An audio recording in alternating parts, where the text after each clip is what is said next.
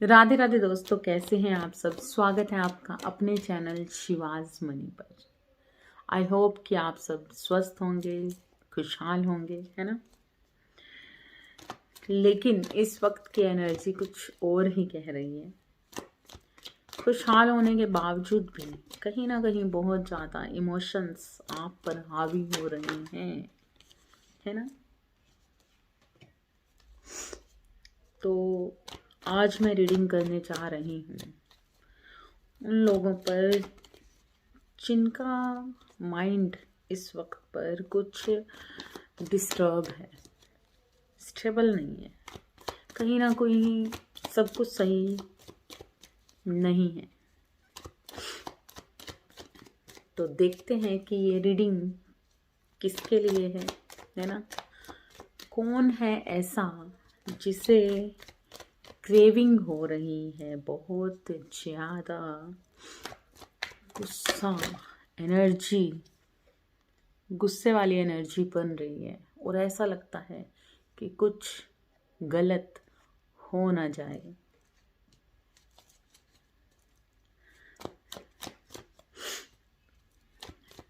ये जो रीडिंग है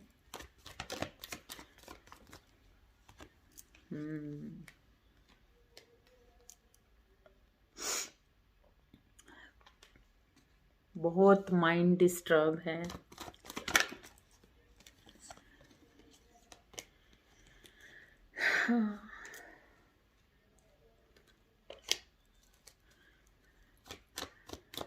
तो आज की हम रीडिंग ये स्टार्ट करें उससे पहले प्लीज़ आप लाइक ज़रूर कीजिएगा, लाइक कीजिए, सब्सक्राइब कीजिए, ताकि आपको सल्यूशन मिल सके, गाइडेंस मिल सके आपकी एनर्जी के अकॉर्डिंग, है ना। जो इस वक्त पर आपके साथ हो रहा है, जो भी हो रहा है, दर्द है, इमोशंस हैं, क्या है ये, क्या एनर्जी है, उस पर आपको सही गाइडेंस मिल सके।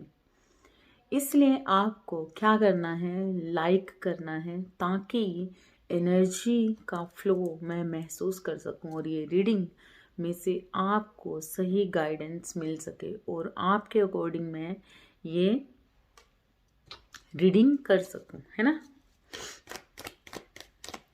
तो देखते हैं कि क्या चल रहा है आपके माइंड के अंदर, क्या हो रहा है इस वक्त कि इतने बैलेंस्ड होते हुए भी अब सब्र का बांध टूटने को हुआ पड़ा है और कहीं ना कहीं पूरी तरह से ऐसा लगता है कि लॉस में जा चुके हैं आप या आपकी फीलिंग्स।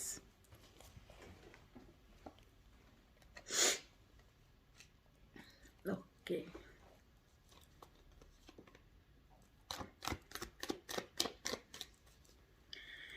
देखते हैं कि ये रीडिंग किससे रेजोनेट करती है। ये रीडिंग आपसे पूरी रेजोनेट हो सकती है या फिर इसमें से कुछ रीडिंग ही आपसे रेजोनेट करे।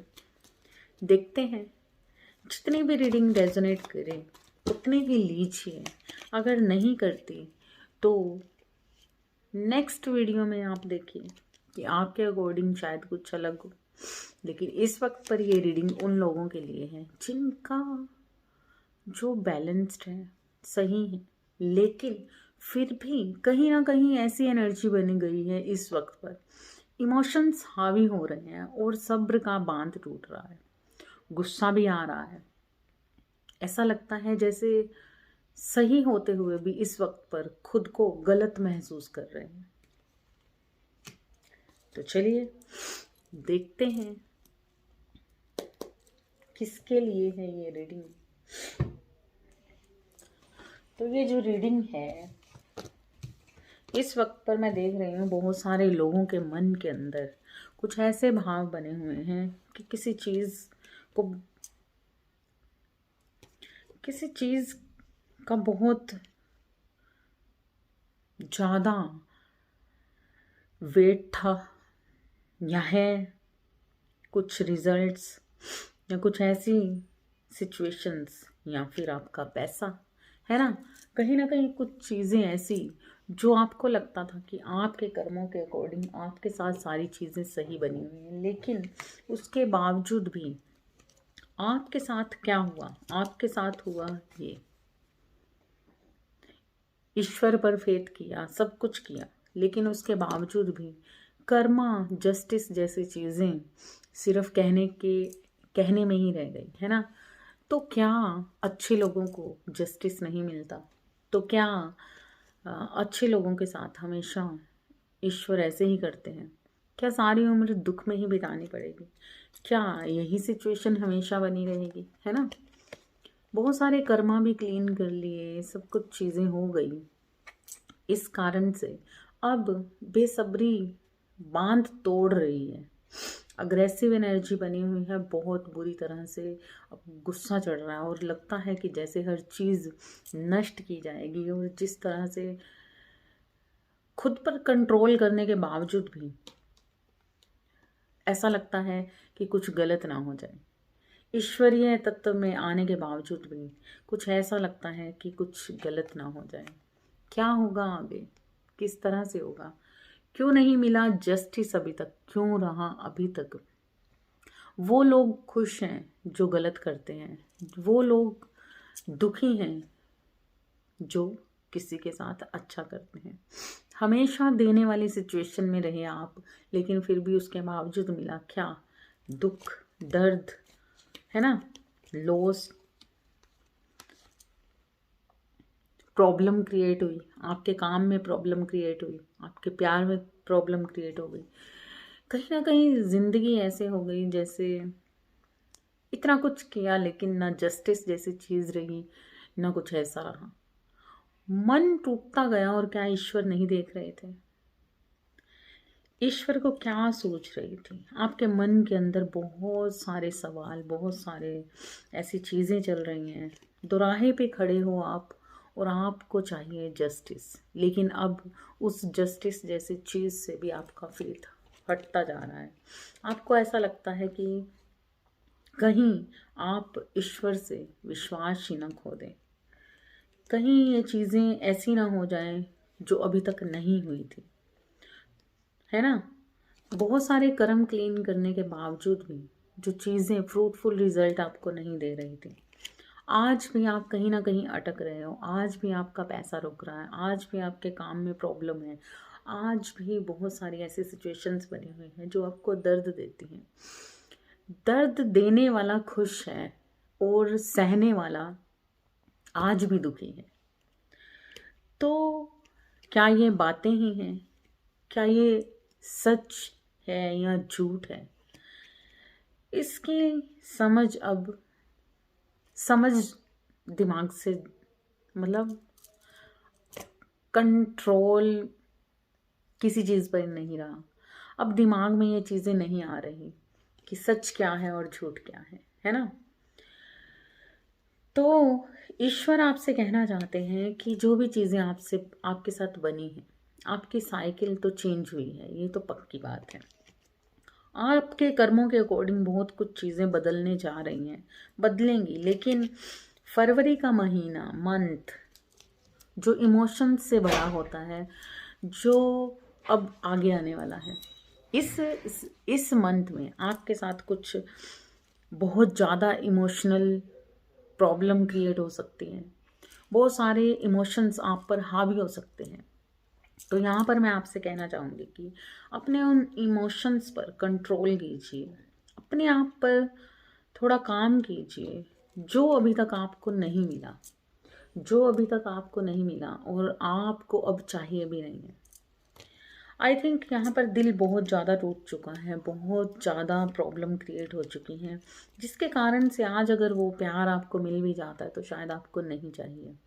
आपके साथ जो भी चीज़ें घटित हुई वो आपको अब दर्द दे रही हैं, दुख दे रही हैं, और आपको ऐसा लगता है कि अभी ऐसा जिन लोगों ने आपके साथ गलत किया, जिन लोगों के ने आपके बारे में, आपके इमोशंस पर को, आपके दर्द को, आपके प्रेम को नहीं समझा और आपके इमोशंस पे लगातार ठहाके लगाकर हंसना चाहा, या खुद को सही और आपको गलत हमेशा ही किया। ऐसे इंसानों को आप नहीं चाहते हैं, आपको नहीं चाहिए ये लोग, है ना। आप बहुत ज़्यादा लॉस फील कर रहे हैं अपनी एनर्जी को, बहुत ही ज़्यादा। दिल टूट चुका है, लेकिन आज भी दोराहे पे खड़े हैं। लेकिन अब ये जो सिचुएशन है शायद कहीं ना कहीं ऐसी नहीं है कि आप किसी का वेट कर रहे हो। ये सिचुएशन ऐसी है कि आप जस्टिस का वेट कर रहे हो। आपको ऐसा लगता है कि अभी कुछ नहीं चाहिए, अभी मुझे उस चीज, मतलब आपको वो चाहिए कि आपको वो जस्टिस चाहिए जहाँ पर आपकी सुनवाई हो। आपको अभी वो चीज़ चाहिए जहाँ पर आपको फेथ हो कि क्या वाकई में ईश्वर होते हैं। ईश्वर का अभी तक जो डंका आपके दिल में बज रहा था यूनिवर्स के लिए, तो कहीं ना कहीं शक कई लोगों के, हर किसी की नहीं कर रही, फेथ है आपको, विश्वास है पूरी तरह से यूनिवर्स पर, ईश्वर पर। आप पूरी तरह से ट्रस्ट करते हैं, आप उनके लिए हमेशा अपना प्रेम महसूस करते हैं, लेकिन उसके बावजूद भी इस वक्त पर आप अपने आप को ऐसा महसूस कर रहे हो जैसे लुट से गए हो, पूरी तरह से लुटे पिटे आप महसूस कर रहे हो। आपको ऐसा लगता है कि क्या क्या गलती थी हमारी, क्या कसूर था, क्या ऐसे कर्म थे जो हमें ही दर्द मिला, अच्छा करने के बावजूद भी हमें ही वो दर्द मिला, हमें ही वो दुख मिले, और सामने वाला खुशी से जिंदगी बिता रहा है। या फिर आपके ही पैसे में प्रॉब्लम आई, आपको ही आपके बिजनेस में लॉस बने, या फिर आपका पैसा रुका, जो भी चीज़ें बनी वो आपके साथ हुई। आपको किसी ने कठपुतले की तरह यूज़ किया और कठपुतले बनाकर छोड़ दिया। तो यहाँ पर कुछ ऐसे लोग इस वक्त पर बहुत ज़्यादा बुरे तरीके से कहीं ना कहीं अपने आप को कोस रहे हैं, या फिर उस इंसान को कोस रहे हैं जिसने आपको उस प्रॉब्लम में डाला। आपको उसने ऐसी सिचुएशन में डाला कि ना आप इधर के रहे ना आप इधर के रहे, है ना। आपको जस्टिस भी चाहिए था, लेकिन वो भी नहीं मिला अभी तक। तो क्या आप बुरे हैं? क्या आप अच्छे नहीं लगते ईश्वर को? आपके मन के अंदर ये लगातार ये चीज़ें बन रही हैं। ऐसा नहीं है कि आप ईश्वर को अच्छा नहीं लगते, ऐसा नहीं है कि आप ईश्वर के प्यारे नहीं हैं, है ना। जब कोई सच बेबस हो जाता है, जब कोई सच्चाई खुद में ही दर्द बन जाती है, तो इसका मीनिंग ये नहीं है कि वो इंसान गलत है। जब हम कोई कर्म करते हैं तो हमें नहीं मालूम कि कौन सा कर्म हमारे साथ ऐसा बना या किस कारणवश, लेकिन यहाँ पर आपके मन में ये भी चल रहा है कि क्या सारे कर्म हमारे ही बन गए, क्या सारे दर्द हमारे ही बन गए। ईश्वर से इतना प्रेम करने की ये सजा पाई हमने, है ना। तो ये चीज़ें बार बार ये काट गिर रहा है। तो ये बार बार यूनिवर्स का इशारा है कि आपकी लाइफ में जो भी घटित हो रहा है किसी कारणवश से हो रहा है। जरूरी नहीं है कि जब कोई दर्द पाता है तो वो बुरा होता है। जरूरी नहीं है कि अगर आपके साथ कुछ गलत हो रहा है तो आप बुरे हैं, इस कारण से हो रहा है। कुछ कर्मों की परिभाषा तो ईश्वर को भी सहनी पड़ती है। जब ईश्वर भी धरती पर आए तो उन्हें भी बहुत सारे कर्म, बहुत सारे श्राप सहने पड़े, लेकिन थे वो ईश्वरी, है ना। तो यहाँ पर मैं आपसे कहना चाहती हूँ कि ईश्वर आपसे ये कहना चाहते हैं कि जब आपने इतना सब्र किया, आपने मुझसे प्रेम किया, ईश्वर कहते हैं कि आपने मुझसे प्रेम किया, आप मेरे प्रेम को देखिए, मुझसे आप निस्वार्थ प्रेम करते हो, तो किसी इंसान के कारण अपने कर्मों को, क्योंकि इस वक्त की जो एनर्जी बनी हुई है कहीं ना कहीं ऐसी बनी हुई है कि आपको ऐसा लगता है कि अब दर्द सहा नहीं जाता, और कहीं ना कहीं आप रोष में आकर ईश्वर को भी गलत ठहरा सकते हैं, ठहरा रहे हैं, या बातों बातों में गुस्से में कुछ गलत पा रहे हैं, या आपको कहीं ना कहीं ऐसा लग रहा है कि ईश्वर ने आपके साथ अच्छा नहीं किया। तो यहाँ पर ईश्वर आपसे कहना चाहते हैं कि ये चीज़ें आप तब सोचिए जब आप मुझसे प्रेम नहीं करते। अगर आपने मुझे निस्वार्थ प्रेम किया है तो जो आपके साथ घटित हो रहा है उसका दोषी, उसका क्लेम मुझ पर, उस चीज़ के लिए मुझे दोषी क्यों ठहराया जा रहा है ना? तो यहाँ पर आप भी स्वार्थी हो गए। तो जब आप भी स्वार्थी हो गए तो आप किसी चीज़ के लिए क्लेम कैसे कर सकते हैं? आप ईश्वर को दोषी कैसे ठहरा सकते हैं? क्योंकि जब कोई इंसान प्रेम करता है, जिस तरह से आपको लगता है कि आपने प्रेम किया, निस्वार्थ प्रेम किया, अच्छा किया, सब सही किया, उसके बावजूद आपके साथ सामने वाले ने कुछ गलत कर दिया, तो आप उसको दोषी बना रहे हो, है ना? लेकिन निस्वार्थ भक्ति करने के बाद जब आपके साथ जीवन में कुछ गलत होता है तो क्या करते हो आप ईश्वर को दोषी ठहराते हो। तो दोषी ठहराने का मतलब ये है कि आप कुछ चीज़ें गलत कर रहे हो, अपने एडिक्शंस के कारण आप कुछ चीज़ें गलत कर रहे हो, क्योंकि आपको ऐसा लगता है कि आपके साथ कुछ चीज़ें गलत हुई। जब आपके साथ कुछ चीज़ें गलत हुई आपके कर्मा के कारण, तो आप दोषी ठहराते हो ईश्वर को। ईश्वर सबकी सुनते हैं, वो आपके साथ है, आपके साथ जस्टिस करेंगे, लेकिन ईश्वर उतनी ही परीक्षा भी लेते हैं। जब कोई सोल इस धरती पर आती है और कुछ खास करने के लिए यहाँ पर आती है, तो उसको पूरी तरह से ठोक बजाकर पूरी तरह से निखारा जाता है, हर तरह की परीक्षा ली जाती है। जिस तरह की जब श्री महाभारत का युद्ध, जब श्री कृष्णा ने महाभारत का युद्ध लड़ा, तो उस वक्त पर बहुत सारी लाशें गिरी, बहुत सारी कोख उजड़ चुकी थी, बहुत सारी चीज़ें ऐसी हुई जो अगर वैसे देखा जाए तो गलत थी। बहुत सारे खून खराबा हुआ, बहुत सारे घर उजड़ गए, बहुत सारी चीज़ें खराब हुई। और यहाँ पर अगर चाहे भगवान तो एक चुटकी में हर किसी का हृदय बदल सकते हैं, राक्षस को राम कर सकते हैं, लेकिन जब किसी ने अपना कर्म किया है तो उसे भोगना ही पड़ेगा। हर तरह के कर्म को हर इंसान भोगता है, वो चाहे डेविल हो चाहे देव हो, दोनों ही भोगते हैं। जब इस युद्ध के दौरान श्री कृष्ण जी, जब महाभारत का युद्ध हुआ था, तो श्री कृष्ण जी उत्तंग ऋषि से मिलने गए। तो जब उत्तंग ऋषि ने पूछा कि युद्ध में क्या हुआ, उन्हें ऐसा लगा कि वो युद्ध श्री कृष्ण जी ने रोक दिया होगा, क्योंकि जब ईश्वर उस युद्ध में थे तो वो कभी भी किसी इंसान का खून बहता नहीं देख सकते, किसी के साथ गलत नहीं कर सकते। इस सोच में ऋषि ने सोचा कि क्योंकि दानव है या देव है या दानव, वो दोनों ही ईश्वर की संतान है ना? तो ये धरती, इस सृष्टि का जब संचार किया तो ईश्वरीय शक्ति ने इसलिए इस सृष्टि का संचार किया ताकि यहाँ पर दुनिया अच्छे तरीके से रह सके। मतलब सृष्टि का संचार हुआ तो उस सृष्टि को नष्ट होते हुए नहीं देख पाए, क्योंकि ऋषियों पर इस चीज़ का भार डाला ईश्वर ने। जब सप्त ऋषियों को बचाया था तो इसी कारणवश बचाया था, ताकि वो इस सृष्टि पर अच्छे लोगों का, अच्छी सृष्टि का निर्माण कर सके। लेकिन उसी सृष्टि को जब नष्ट होते देखा उत्तंग ऋषि ने, तो उन्होंने श्री कृष्ण जी को भी श्राप देना चाहा।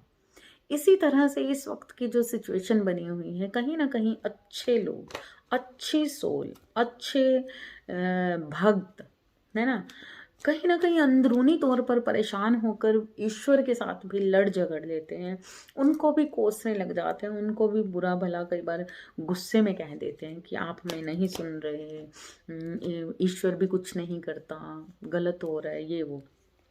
तो कुछ ऐसी सिचुएशन बनी हुई है कि फेथ हट नहीं रहा, लेकिन थोड़ी देर के लिए डगमगाने वाली सिचुएशन बनी हुई है, बिल्कुल डगमगाने वाली। और वो किस कारण से बनी हुई है? जैसे कि उत्तंग ऋषि के साथ क्या हुआ कि उन्हें जब ये मालूम हुआ कि ईश्वर ने इस युद्ध को रोका नहीं है। अगर वो चाहते तो वो रोक सकते थे, श्री कृष्ण जी रोक सकते थे, लेकिन उन्होंने नहीं रोका। तो उत्तंक ऋषि को गुस्सा आ गया। इतनी सालों की तपस्या उन्होंने की, इतने वर्षों से जो वो तप कर रहे थे, जिसके कारण उनको ऐसा महसूस हुआ कि सामने वाला, जबकि वो जानते थे कि वो ईश्वरीय रूप है, उसके बावजूद भी उनके अंदर वो भाव पैदा हो गए कि वो ईश्वर को भी श्राप देने के लिए आतुर हो गए, है ना। क्योंकि उन्हें ऐसा लगा कि उनका तपोबल बहुत ज़्यादा है। उन्हें ऐसा लगा कि उन्होंने निष्ठा से अपनी भक्ति को किया है, जिस कारण से वो ईश्वर को भी श्राप दे सकते हैं। लेकिन तब श्री कृष्ण जी ने उन्हें रोक दिया श्राप देने से। इसलिए नहीं कि श्री कृष्ण जी श्राप सह नहीं सकते थे। जब कोई भक्त ईश्वरीय शक्ति को ललकारता है, जब कोई भक्त दुखी होकर ईश्वर को पुकारता है और उनसे नाराजगी दिखाता है, तब ईश्वर ने कभी ऐसा नहीं चाहा कि वो अपने मतलब इतनी प्योर सोल की, जिनसे वो प्रेम करते हैं, जिनका दर्द उन्होंने हमेशा देखा है, ऐसे इंसान जो लगातार तप में रहते हैं, इस सृष्टि में रहने के बावजूद भी वो अपने अंदरूनी तौर से शुद्धता में और प्योर होते जाते हैं, बहुत सारी सिचुएशंस का सामना करते हुए। इसी तरह उत्तंक ऋषि ने भी बहुत सारा तप किया, जलती हुई धूप में, बारिश में, अपने आप को पूरी तरह से ब्रह्मचर्य में ले जाके उन्होंने इतना तप किया। लेकिन जब उन्होंने श्री कृष्ण जी को श्राप देना चाहा तो उन्होंने सिर्फ इस कारण से रोक दिया, क्योंकि श्री कृष्ण जी तो जानते थे कि भगवान तो हर श्राप को सह सकते हैं, क्योंकि भगवान हर श्राप से परे हैं। उनको इन चीज़ों से फर्क नहीं पड़ता, वो तो भोग ही लेते हैं, है ना। लेकिन जब हम बहुत सारा तप करते हैं, जब हम बहुत सारी भक्ति करते हैं, उस भक्ति के माध्यम से हम अंदरूनी तौर पर शुद्ध होते जाते हैं। एक इंसान अंदरूनी तौर पर बदलने लग जाता है।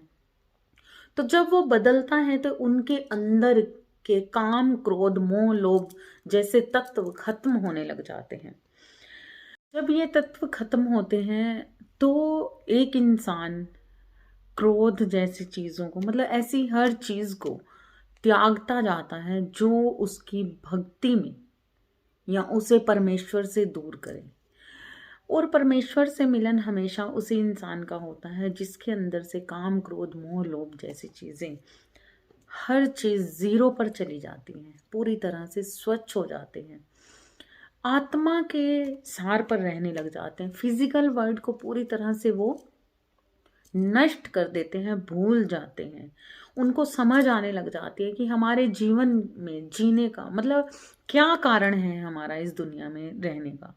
जब वो तंक ऋषि ने ये चीज़ की और उन्हें गुस्सा आया श्री कृष्ण पर कि अगर आप चाहते तो इस सृष्टि को बचा सकते थे, अगर आप चाहते तो ये खून खराबा रोक सकते थे, लेकिन आपने ऐसा नहीं किया, तो जिसके कारण से आप इस सृष्टि को हानि पहुंचाई। मतलब जब हम लोग यहाँ पर इस दुनिया में आए हैं, मतलब जो ऋषि इस दुनिया में आए हैं, इस सृष्टि पर थे, वो इसी कारण से ये इतना तप कर रहे हैं ताकि इस सृष्टि में लगातार सच्चाई और ये मनुष्य तत्व बना रहे।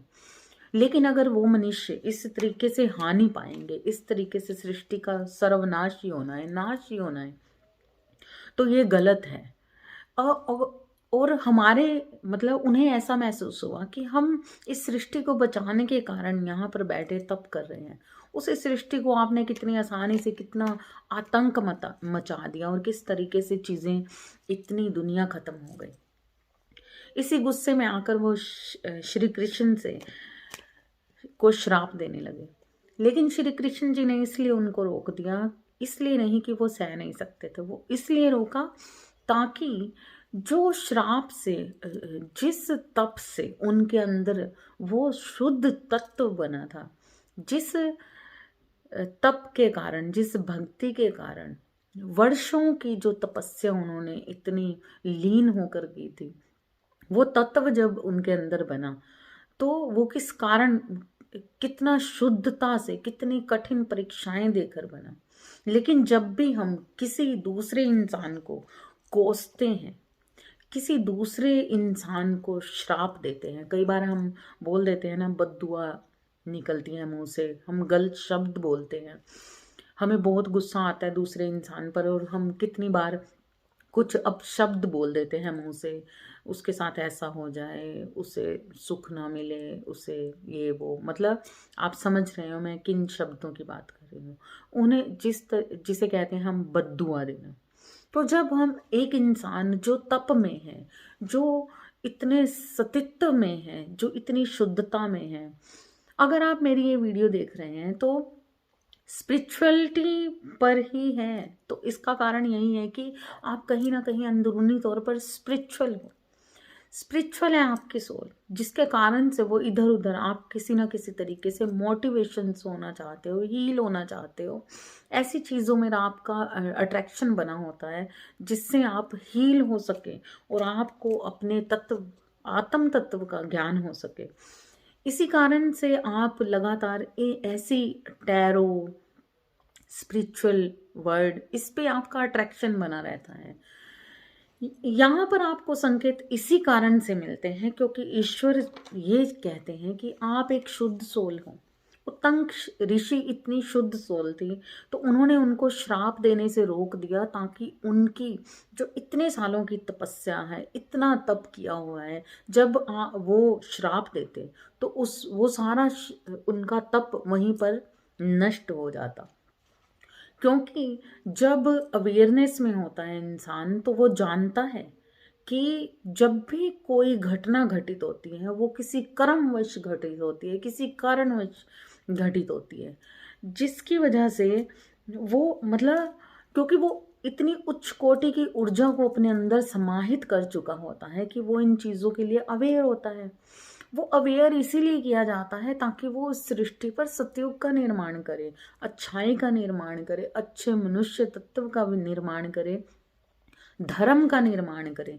लेकिन कई बार इंसान जब बहुत ज़्यादा भक्ति में चला जाता है, बहुत ज़्यादा तप में चला जाता है, तो कई बार इंसान के अंदर, क्योंकि मनुष्य तत्व में है, इस कारण से एक इंसान के अंदर कई बार क्रोध, काम क्रोध नेचुरली उजागर हो जाते हैं।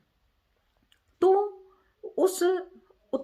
उस सोल के अंदर से वो थोड़ा सा भी कण उनके अंदर बाकी ना रहे, जिस कारण से उनके साथ ये चीजें घटित होती हैं। उत्तंग ऋषि को अचानक से आ जाता है बहुत क्रोध। इतना तप करने के बावजूद भी बेतुके तरीके से उनको क्रोध आया और वो इस अवेयरनेस से हट गए। क्योंकि जब इंसान को क्रोध आता है तो वो उसकी क्रोध हमेशा बुद्धि को खा जाता है। जब आप कोई इंसान क्रोध में होता है तो वो हमेशा गलत होता है। तभी कहते हैं कि जब आप क्रोध में हो तो कभी भी कुछ भी मत कीजिए, ठहर जाइए, कुछ भी करने से कोई भी फैसला लेने नहीं लीजिए, क्योंकि क्रोध बुद्धि को खा जाता है और बुद्धि जब खत्म हो जाती है तो तब इंसान सही और गलत की समझ से बाहर हो जाता है। जिस कारण से उत्तंक ऋषि को थोड़ी देर के लिए गुस्सा आया और वो पूरे उनका ज्ञान का थोड़ी देर के लिए नष्ट हो गया उनके अंदर से। जब किसी भक्ति में रहकर हम किसी दूसरी आत्मा को, किसी दूसरे इंसान को बद्दुआ देते हैं या गलत कहते हैं तो उन शब्दों का हर जाना मतलब एक कर्म क्रिएट करते हैं, जिसके कारण से वो हमारा कोष खाली करता है। क्योंकि हमारा जो कर्म होता है, अगर हमने कोई गलत कर्म किया है तो वो हमारे सतित्व का, हमारे तप का, हमारी भक्ति का कोष खाली करता है, एक अमाउंट उसमें से कम हो जाता है। जब भी हम किसी को गाली देते हैं, गलत बोलते हैं, उन गलत वाक्यों का उच्चारण करते हैं, तो तब भी हमने जो तप किया, जो हमने अच्छाई अर्जित की, जो हमारे अंदर वो पवित्र तत्व पैदा हुआ, उसमें से हम उस पवित्र तत्व को थोड़ा सा, हमारी ऊर्जा कम हो जाती है, जिसके कारण से मेडिटेशन करना कम हो जाता है, भक्ति में जाना कम हो जाता है, कहीं ना कहीं ध्यान भटकने लग जाता है, माइंड स्टेबल नहीं रहता। ये इसी कारण से होता है जब एक मनुष्य दूसरे मनुष्य की गलतियों और कमियों पर ध्यान देने लग जाता है और अवेयरनेस से हटता जाता है और लगातार इन कारणों से दुखी रहता है कि उसने मेरे साथ क्या कर दिया, उसने मेरे साथ कर दिया, ये क्यों किया, वो क्यों किया। तब जब इस बात को श्री कृष्ण जी ने उत्तंक ऋषि से बोला कि आप अपने तप को नष्ट नहीं कर सकते, आपको तो इस धरती पर इसलिए भेजा है कि आप अपने तप के कारण से इस सृष्टि का संचार करें, अच्छी सृष्टि का संचार करें, तो आप क्यों भूल रहे हैं कि ये जो युद्ध इस वक्त पर क्रिएट हुआ, इस वक्त पर अगर ये युद्ध ना होता तो ये युद्ध हुआ किस कारण से? क्योंकि जिस वजह से श्री कृष्ण जी का जन्म हुआ वो वजह ये थी कि अधर्म बढ़ता जा रहा था, अधर्म लगातार बढ़ता जा रहा था। जैसे कि होता है ना कि कोई इंसान अच्छा है, लगातार उसके साथ गलत हो रहा है, गलत हो रहा है, तो जस्टिस यही है, इसी तरीके से जस्टिस करने आते हैं भगवान। जब अधर्म बढ़ता जाता है तो किसी भी माध्यम से ईश्वर तत्व ऊपर उठता है और इसी तरीके के युद्ध का निर्माण करते हैं और उस निर्माण में से वो चीज़ें जो गलत होती हैं उनको हटा दिया जाता है, ताकि जो धर्म का निर्माण करने वाले लोग हैं वो उनको स्थापित किया जाए।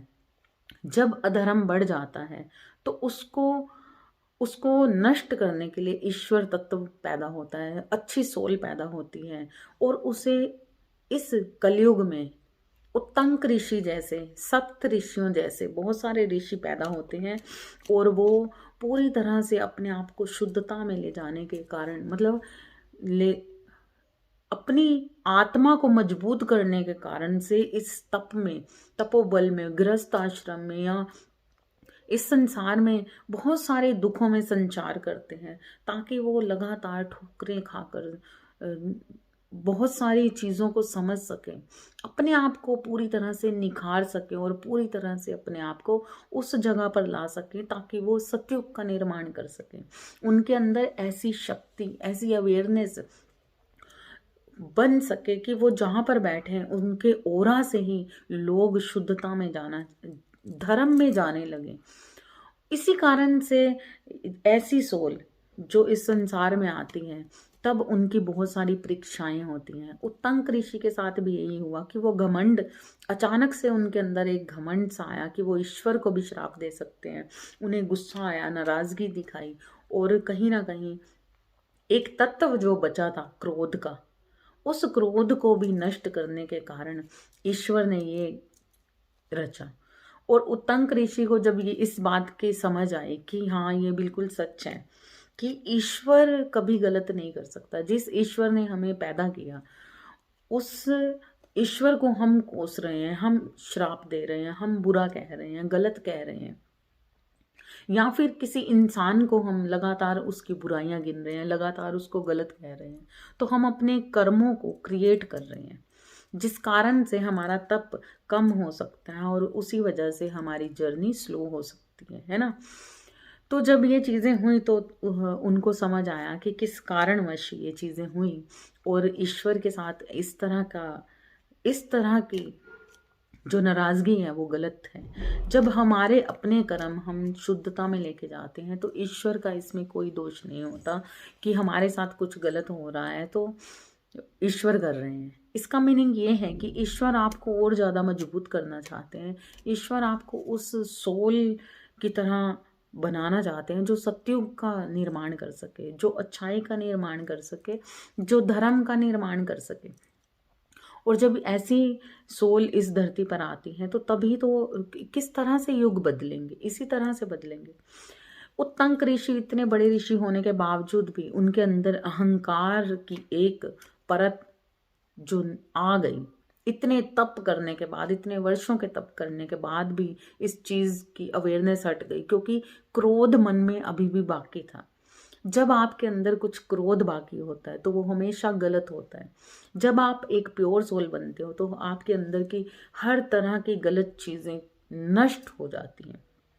उन्हीं सारी चीज़ों को नष्ट करने के कारण आपके साथ बहुत सारी चीज़ें, घटनाएं घटित होती हैं, जैसे उत्तंक ऋषि के साथ घटना घटी।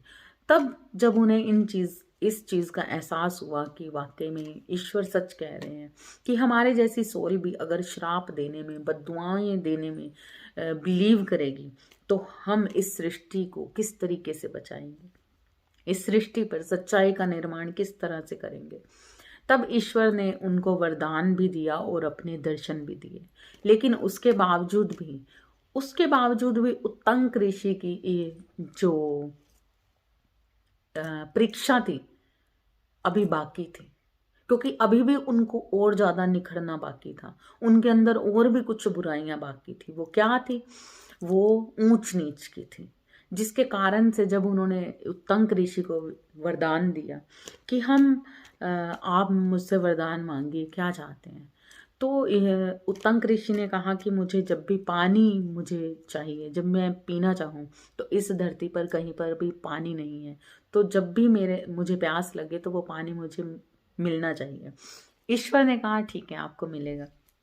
जिस तरह से एक पवित्र सोल कुछ भी चीज़ें मैनिफेस्ट करते हैं और सोचते हैं, अपने थॉट्स को क्लैरिटी में लेकर आते हैं, तो वो चीज़ें होती हैं ना।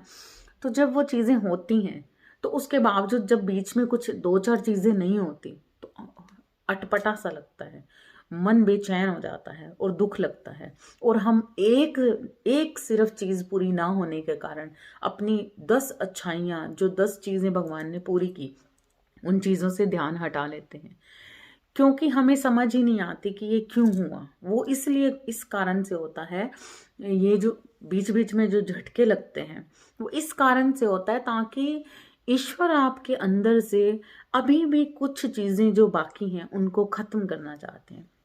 जैसे कि उन्होंने उत्तंक ऋषि के साथ किया, जब उन्होंने वरदान दिया और पानी के लिए भी कह दिया, और जब उत्तंक ऋषि को इस चीज़ का एहसास हुआ कि अब मुझे प्यास लग रही है, तो उन्होंने श्री कृष्ण जी को याद किया और चाहा कि मुझे पानी पीने को मिले। तब श्री कृष्ण जी ने इंद्रदेव को उनके पास भेजा कि पानी की जगह उनको अमृत पिलाने के लिए भेजा। सोच के देखो कि इतना प्रेम एक भक्त के साथ, जो अमृत देव और दानवों में इतना बड़ा संघर्ष किया था, उस अमृत को वो एक नॉर्मल धरती पर पैदा हुए इंसान को, एक ऋषि को, क्योंकि वो तप में था, प्योर सोल था, तो प्योर सोल के लिए ईश्वर क्या नहीं करते, बहुत कुछ करते हैं। लेकिन वो इंसान समझ नहीं पाता, जैसा कि यहाँ पर ऋषि नहीं समझ पाए। ऋषि को जब प्यास लगी तो इंद्रदेव को भेजा गया पानी की जगह अमृत देकर, कि अमृत पिलाया जाए, वो इस काबिल है ऋषि। तो वो भी एक लीला थी ईश्वर की, ताकि उत्तंक ऋषि के अंदर से जो थोड़े से बाकी कण हैं उनको भी खत्म कर दिया जाए। तब उन्होंने क्या किया, इंद्रदेव को भेजा अमृत देकर, और इतनी बड़ा दिल दिखाया एक मनुष्य को अमृत पिलाने के लिए। इंद्रदेव उनके सामने अमृत लेकर गए, लेकिन रूप चेंज करके एक चांडाल का रूप धारण किया उन्होंने, मतलब छोटी जात का रूप धारण किया, और वो उत्तंक ऋषि के पास पहुंच गए, है ना, उनको पानी पिलाने के लिए। चीज उत्तंक ऋषि नहीं समझ पाए और उन्होंने पहचाना ही नहीं चांडाल कौन है। और उनको ऐसा लगा प्यास तो लगी है, ईश्वर ने भेज भी दिया, तो किसे भेजा? एक चांडाल को भेजा मुझे पानी पिलाने के लिए, एक छोटी जात वाले को भेजा मुझे पानी पिलाने के लिए। तो उन्होंने उस छूत अछूत के कारण से उस जल को पिया ही नहीं, जबकि वो जल नहीं था, वो अमृत था। अपनी प्योर सोल होने के बावजूद भी वो इस अवेयरनेस से थोड़ी देर के लिए हट गए कि आप फिजिकल वर्ल्ड के अंदर क्या कर रहे हो। उन्होंने उस सोल को नहीं पहचाना जो एक मानव और मानव में जो अंतर नहीं करती। हर इंसान के अंदर सेम एक ही सोल होती है, एक ही कण होता है, लेकिन इस संसार में आने के बावजूद लोग बहुत सारी अपनी अपनी कास्ट बना लेते हैं, ऊंच नीच बना लेते हैं, बहुत अलग अलग तरीके के धर्म बना लेते हैं। तो वो इस फिजिकल वर्ल्ड में होता है, लेकिन जो तप कर सोल निस्वार्थ प्रेम में चली जाती है ईश्वर के, और पूरी तरह से तप कर खरे सोने की तरह बन जाती है, तब वो ऊंच नीच में भेदभाव नहीं रखती। क्योंकि ऐसा इंसान जो लगातार तपस्या में है, जो लगातार मेडिटेशन में है, जो लगातार ईश्वर भक्ति में है, तो उसकी आंखें कभी भी कुछ गलत देखती ही नहीं। कहीं पर भी उसका नजरिया अलग अलग तरीके का नहीं होता।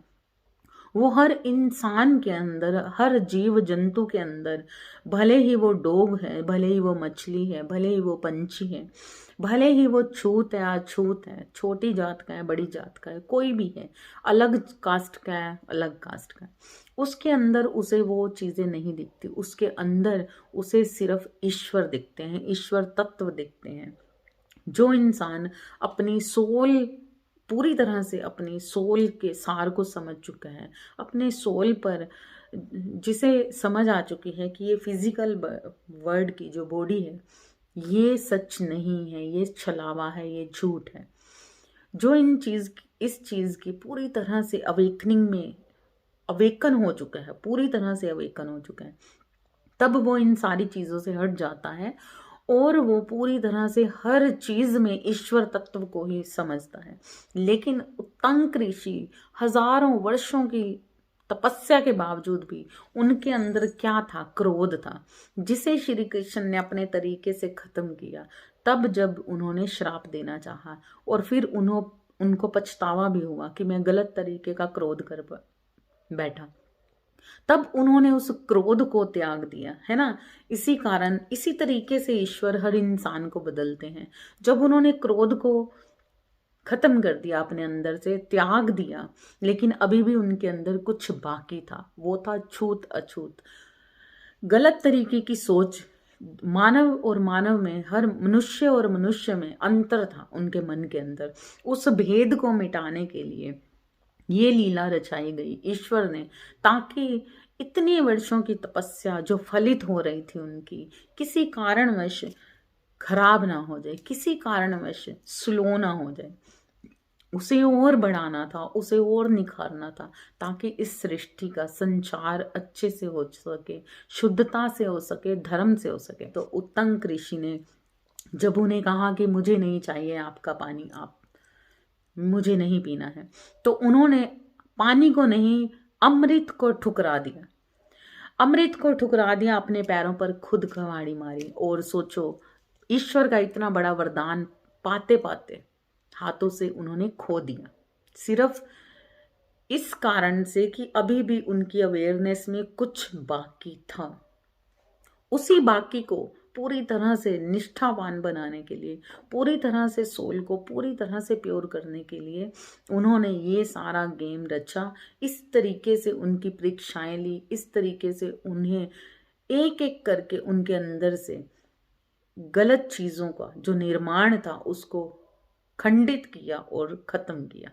इसी तरह से जब कोई इंसान बार बार ठोकरें खाता है, बार बार ठोकरें खाता है, तो उनका मन डगमगाने लग जाता है। और जब वो डगमगाता है तो इसका मीनिंग है कि वो कहीं ना कहीं अब भटक ना जाए, कहीं ना कहीं चीज़ें खराब ना हो जाए। वो सामने वाले इंसान को, एक मनुष्य दूसरे मनुष्य के ऊपर ब्लेम करता है, बहुत सारी चीज़ें करता है, और कई बार ईश्वर से भी लड़ झगड़ के कोसने लगता है, नेचुरली कोसने लगता है। और जब भी वो कुछ अपशब्द बोलता है तो वो उसके अपशब्द उसी के ऊपर वो जो चीज़ें गलत होने लग जाती हैं, कर्मा क्रिएट होने लग जाता है, जिसके कारण से उसकी इतनी भक्ति, इतना पूजा पाठ या जो भी मेडिटेशन उनका कनेक्शन बना हुआ है, जिसके कारण से वो मुंह से बोले हुए शब्दों को फलित होते हैं। क्योंकि जो लोग पाठ करते हैं, पूजा करते हैं पूरी निष्ठा से, उनके कहे शब्द हमेशा पूरे किए जाते हैं, हमेशा ईश्वर पूरे करते हैं किसी भी रूप में। जिस कारण से जो वो गलत तरीके की भाषा, लैंग्वेज यूज करते हैं वो भी घटित होती है, लेकिन वो कर्मा क्रिएट कर बैठते हैं। कर्मा क्रिएट करते हुए वो बिल्कुल भी भूल जाते हैं कि हमने कोई कर्म क्रिएट किया, और उनको लगता है कि नहीं, हमने तो कोई कर्म क्रिएट नहीं किया। लेकिन अगर आपको ऐसा लग रहा है कि आपके साथ कुछ ऐसा हो रहा है, और क्यों हो रहा है, इतना कुछ करने के बावजूद भी ईश्वर आपको नहीं सुन रहे, कुछ ना कुछ है, तो बैकग्राउंड पर जाइए, सोचिए, कहीं ना कहीं आंखें बंद कीजिए और पीछे जाइए और देखिए कि आपके मुंह से आज तक के क्या क्या शब्द निकले, किस तरह से बिहेव किया। जो अब आपके साथ घटित हो रहा है उसको छोड़ दीजिए, पूरी तरह से अपनी जीवनी पर काम कीजिए, ध्यान कीजिए, आंखें बंद करके सोचिए कब कब आपने किसी को कोसा था, कब कब आपने किसी को बद्दुआ दी थी, कब कब आपने गलत तरीके का बिहेव किया था। तब आपको समझ लगेगी कि आपकी की हुई इतनी भक्ति, जो आपने इतनी भक्ति की, वो कहाँ गई। बहुत सारे लोग ये कहते हैं कि हम इतने सालों से इतना कुछ कर रहे हैं लेकिन हमारे साथ तो कुछ नहीं हुआ। लेकिन हर दिन का एक हिसाब होता है, सुबह से लेकर शाम होती है, रात होती है, 24 घंटे के टाइम के पीरियड में जो आप भक्ति करते हो, उसी टाइम पीरियड में आप बहुत सारे ऐसे अपशब्द बोलते हो, बहुत सारे ऐसे गलत थॉट्स क्रिएट करते हो, बहुत सारी ऐसी गंदी लैंग्वेज बोलते हो, गलत गाली गलोच भी करते होगे, जो हिसाब इक्वल कर देती है, बैलेंस्ड बना देती है। मतलब अच्छाई और बुराई एक जगह आ जाती है, आपकी भक्ति और आपके कर्म एक बैलेंस में हो जाते हैं, जिसके कारण से आपको जब लगता है ना कि इतनी भक्ति करते हुए भी हमें वो चीज़ नहीं मिली, तो इसका मतलब ये है कि वो भक्ति जा कहाँ रही है। जितनी भी आप भक्ति कर रहे हो उसका जो पलड़ा है सिम सिम कर रहे हो। इधर आपने भक्ति की, इधर आपने कुछ अपशब्द बोले, इधर आपने भक्ति की, इधर आपने कुछ गलत चीज़ें क्रिएट की। थॉट से भी जो चीज़ें हम गलत सोचते हैं किसी के लिए, जब हम शब्दों से किसी के बारे में कुछ गलत बोलते हैं, उसके पीठ पीछे कुछ गलत बात करते हैं, कुछ गलत तरीके की क्रियाएं मन में ही सोचते हैं, तो वो भाव ही होते हैं, भाव से ही कर्म क्रिएट होते हैं। तो अपने आप को पहले पूरी तरह से देखिए कि क्या आपने कभी किसी को गलत तरीके से नहीं सोचा, क्या आपने कभी किसी से गलत नहीं किया, क्या आपने कुछ झूठ नहीं बोले, क्या आपने कुछ गलत चीज़ें नहीं की। अगर ऐसा है तो अगर किया है तो आप भगवान को नहीं कोस सकते कि हमने भक्ति की, कितनी भक्ति की। बहुत सारे ऋषि मुनि हजारों वर्षों की भक्तियों के बाद भी जब उनके अंदर भी अहंकार जैसी चीज़ें आ सकती हैं, उनके अंदर भी छूत अछूत जैसी चीज़ें आ सकती हैं, तो आपने तो आज के जनरेशन कितना सिर्फ 50 साल जी लेती है, 60 साल जी लेती है, 70 साल जी लेती है, बहुत बड़ी बात है। 100 साल जी लेगी या 110 साल। पहले के लोग हजार हजार वर्ष जीते थे, लेकिन फिर भी उनके अंदर कुछ ना कुछ बाकी रह जाता था, जिसे पूरा करने के लिए उनकी इतनी परीक्षाएं लगातार हजारों वर्षों तक चलती थी। लेकिन आज के टाइम पर इंसान थोड़ी सी भक्ति करने के बाद ही अब मुआवजा मांगने लग जाता है ईश्वर से कि अब हमें इसके बदले में तुमने ये क्यों किया, वो क्यों किया, ऐसा क्यों किया, ऐसा क्यों नहीं किया। जबकि वो इंसान ये समझता नहीं है कि हम जो कर्म पीछे से लेकर आ रहे हैं, हम जो कर्म काफ़ी सालों से करते आ रहे हैं, उनमें कितनी शुद्धता और कितनी सच्चाई थी, कितना सही और कितना गलत था। जब इस चीज़ को पूरी तरह से एक इंसान समझ जाता है, स्पिरिचुअलिटी का मीनिंग वो समझ जाता है, धीरे धीरे आपके कर्म सारे, एक घड़ा जब काई से भरा होगा, तो जब आप समझ आएगी कि ये काई वाला पानी हमें साफ करना है, तो नल साफ पानी के नीचे जब आप छोड़ोगे तो उसे थोड़ा सा टाइम तो लगेगा।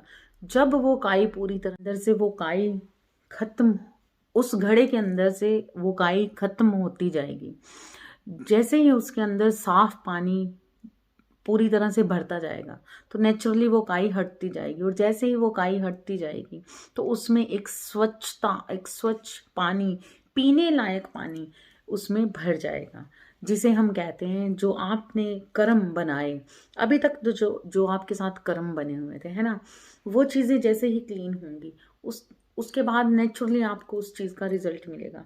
ईश्वर तब आपको जस्टिस देंगे, है ना।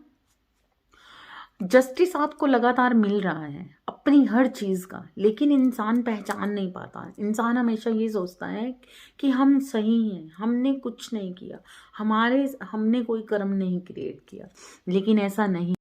हर इंसान के बहुत सारे कर्म होते हैं जो उसको खुद को नहीं समझ आते हैं। इसलिए अगर आपके साथ कुछ भी ऐसा घटित हो रहा है, आप ईश्वर तत्व में पूरी तरह से जा रहे हैं, तो आपके बहुत सारे अभी भी कुछ बाकी हैं जो आपके अंदर चीज़ें साफ होनी बाकी हैं। आपकी लैंग्वेज हो सकता है, आपके पीठ पीछे बात करने की आदत हो सकती है, आपकी कुछ गलत एडिक्शंस हो सकती हैं, या आप पिछले टाइम पर कुछ ऐसी चीज़ें करके आ रहे हो या किया हो। किसी को बद्दुआ देना बहुत बड़ा कर्म क्रिएट करना होता है। जो किसी दूसरे को बद्दुआ नहीं देता, वो बद्दुआ खुद पर ही काम करती है। इसलिए अगर आपके साथ कुछ भी ऐसी है तो सोचिए कहाँ पर क्या चीज़ थी और उसके लिए माफ़ी मांगिए और ईश्वर से ग्रेटिट्यूड पे कीजिए कि उन्होंने हमेशा आपको माफ़ किया है ना। तब आपके साथ चीज़ें सही होंगी आने वाले वक्त में। जैसे ही आपके कर्मास क्लीन होंगे, किसी भी तरीके की जो भी एडिक्शंस है, जैसे ही वो चीज़ें अपना टाइम पीरियड पूरा करेंगी, तो आपकी लाइफ में कुछ नया चेंज आएगा, कुछ नए तरीके से चलेंगे। लेकिन उसके लिए आपको क्या करना है, उससे पहले आपको खुद को समझना है। इसलिए आपके लिए यही गाइडेंस है कि इस वक्त पर अपने आप को बिल्कुल रोक लीजिए। अपनी जरूरी नहीं है कि हम जब कोई भक्ति करते हैं या ईश्वर के साथ अलाइन होते हैं तो ईश्वर से कुछ पाने के लिए ही, क्या आप निस्वार्थ जब एक मनुष्य को प्रेम कर सकते हैं तो क्या ईश्वर को निस्वार्थ प्रेम नहीं कर सकते? जरूरी है कि ईश्वर आपको कुछ देते ही रहें तभी। अगर वो नहीं देंगे तो क्या आपका प्रेम सच्चा नहीं है ईश्वर के प्रति? अगर आपका प्रेम सच्चा है ईश्वर के प्रति तो आप अपनी परीक्षाओं में अव्वल दर्जे के मतलब अव्वल नंबर पर आने की कोशिश करेंगे। जो इंसान ईश्वर से प्रेम करता है वो हमेशा हमेशा उस लॉस से बचता है जो वो नॉर्मल इंसान से प्रेम करने के बाद कठपुतली की तरह, बंदर की तरह नाचता है उस इंसान की उंगलियों पर, सिर्फ उसका प्रेम पाने के लिए। लेकिन जो ईश्वर आपको लगातार अपना प्रेम देना चाहते हैं, उस प्रेम को आप लगातार ठुकराते हैं। किस कारण से? क्योंकि आप ईश्वर से प्रेम कर रहे हैं किसी और प्रेम को पाने के लिए, है ना, जो गलत है। जब आप ऐसे करते हो तो आप हमेशा हथियार उठा लेते हो, है ना। इस वक्त पर ये सिचुएशन अगर आपके साथ घटित होगी, आप ईगो में आएंगे और किसी तरीके के रिवेंज में आएंगे। आपको ऐसा लगेगा कि मुझे बदला लेना है या मेरे साथ गलत हो किया तो मैं अब ईश्वर पर सब्र नहीं करूँगा, ईश्वर पर नहीं रुकूंगा, मतलब जस्टिस पर नहीं रुकूंगा। अब ये जस्टिस मैं खुद अपने हाथों से करना चाहूँगा। या फिर ये सिचुएशन क्रिएट करेंगे कि अब मुझे ही कुछ करना है। तो आपको ऐसा कुछ नहीं करना जो ईश्वर तत्व के खिलाफ हो। अगर आप में ईगो आएगी तो क्या होगा, आपको क्रोध आएगा। क्रोध में आपकी बुद्धि को का नष्ट होना आम बात है। तो जब बुद्धि नष्ट होती है तो आपकी सोल के प्रति अवेयरनेस खत्म होती है। अवेयरनेस खत्म होने के कारण से आपके अंदर बहुत सारे ब्लॉकेज बनते हैं। जो ब्लॉकेज आपको आगे बढ़ने से रोकते हैं, अपनी आगे की जिंदगी के लिए रोकते हैं, आपके लाइफ में प्रॉब्लम्स क्रिएट करते हैं। जो ब्लॉकेज आपके पैसे को रोकते हैं, बहुत सारी, जब आप आगे बढ़कर कुछ खास करना चाहते हैं, कुछ आगे बढ़कर अपनी ऊर्जा को, और हमारे अंदर जो ऊर्जा बनती है उसके कारण से ही हम अपने आइडियाज़ पे काम कर सकते हैं, अपनी क्रिएटिविटी पे काम कर सकते हैं। उसी के कारण से हम इस संसार में बहुत अच्छे अच्छे कामों में का दायित्व निभा पाते हैं। लेकिन जो इंसान अपनी अवेयरनेस से हटकर अपनी बुद्धि का हरण करता है क्रोधवश होकर, तो वो क्या है, वो डेविल एनर्जी है। उस डेविल एनर्जी को अपनी तरफ अट्रैक्ट करता है, जिसके कारण से चाहता ही यही है, डेविल चाहता ही यही है कि आप ईश्वर तत्व से हटकर उसे ग्रहण करें। और जैसे ही ये आप करते हैं तो क्या होता है, आप आत्मा के सार से हट जाते हैं, आपकी ऊर्जा का खपत हो जाता है।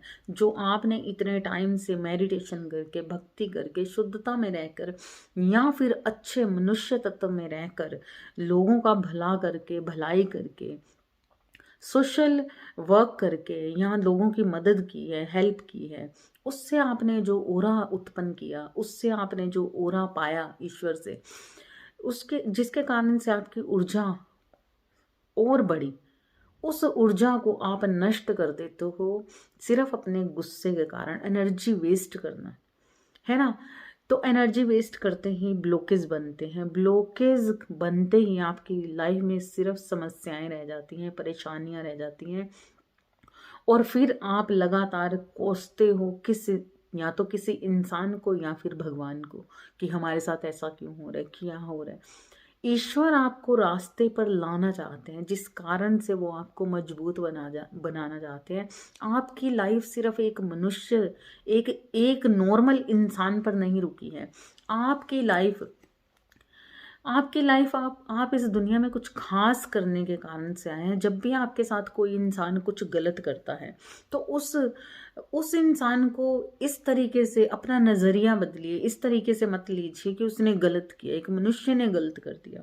उसको इस तरीके से लीजिए कि आपको किसी ने एक लेसन दिया, आपने कुछ सीखा उस इंसान के कारण जिसके कारण से आपको लाइफ में कुछ एक नया कुछ और पता चला कि ये चीज़ भी होती है, इस तरीके से भी होता है। आपके अंदर आपको वो एक्टिव करके गया वो इंसान। जब आप इस चीज़ को, अपने नज़रिए को बदलते हैं तो आपकी लाइफ में बहुत सारी अच्छी चीज़ें होती हैं। अगर आप इस तरीके से अपने आप को अवेकन करते हैं तो वो मनुष्य भी आएगा जिसने आपके साथ गलत किया, और वो अपॉर्चुनिटीज भी आएंगी। जो ब्लॉकेज आपके साथ खराब हुए, आप विजयी भव होंगे। आप उस हर चीज को जीत लेंगे, जिस हर चीज से मतलब आप ऐसी सिचुएशन में आ गए कि आप हर जगह पर फेलियर हो, वो सारी चीजें आपकी तरफ नेचुरली अट्रैक्ट करती हैं। तो इसलिए आप दूसरों को कोसना बंद कीजिए, दूसरों की कठपुतली बनना बंद कीजिए। आपके लिए यही है यूनिवर्स की गाइडेंस। अपने आप को पहचानिए, अपने आप को समझिए। आप कुछ खास करने के लिए इस दुनिया में पैदा हुए हैं। हर इंसान अकेला आया है और अकेले ही चले जाना है। इस संसार की किसी भी चीज़ को, किसी भी मनुष्य को आप साथ में नहीं लेके जा सकते हैं। तो खुद पर काम कीजिए, अपने लिए काम कीजिए। किस बात का गुस्सा है, किस बात की जलन है, किस बात का दुख है, किस चीज का जस्टिस चाहिए, जिस जस्टिस को खुद ईश्वर आपकी झोली में लगातार डालना चाहते हैं, उस जस्टिस को लेने के लिए आप उस प्योरिटी में आइए, है ना। तो आपको ये करना ही होगा, जिसके करने से आपके दिल के जो टुकड़े हुए हैं वो जुड़ सके। तो वो इसीलिए जुड़ेंगे। अगर आप इस जगह पर हो, इस स्पिरिचुअलिटी में हो, तो आप इसी कारण से हो क्योंकि आपका पाथ कुछ स्पेशल है ना। आई होप कि मेरी जानकारी आपको पसंद आई होगी और आपको बहुत यूजफुल होगी। आप इससे बहुत चीज़ें समझ पाएंगे और आई होप कि आपको ये सही लगेगी। ये रीडिंग आप सभी ज़ोडिएक साइन के लिए है, ये हर किसी के लिए है। जो भी इंसान स्पिरिचुअलिटी में है, जो भी इंसान अवेयरनेस में है, अवेकनिंग पे है, उस हर इंसान के लिए है, ताकि वो हर इंसान अपनी शुद्धता को पहचाने, अपने आप को पहचाने, अपने आप को उन सप्त ऋषियों में माने जिन ऋषियों ने इस सृष्टि में धर्म का संचार किया था, है ना। तो इसलिए इसके साथ ही मैं ये रीडिंग समाप्त करती हूँ। आई होप कि ये आपके लिए बहुत यूज़फुल होगी और मैं आशा करती हूँ कि आप अपने आप पर काम करेंगे, किसी दूसरे से ध्यान हटाकर खुद पर काम कीजिए। आपके रास्ते खुले हैं, अपने लिए खुशियों का आगमन कीजिए।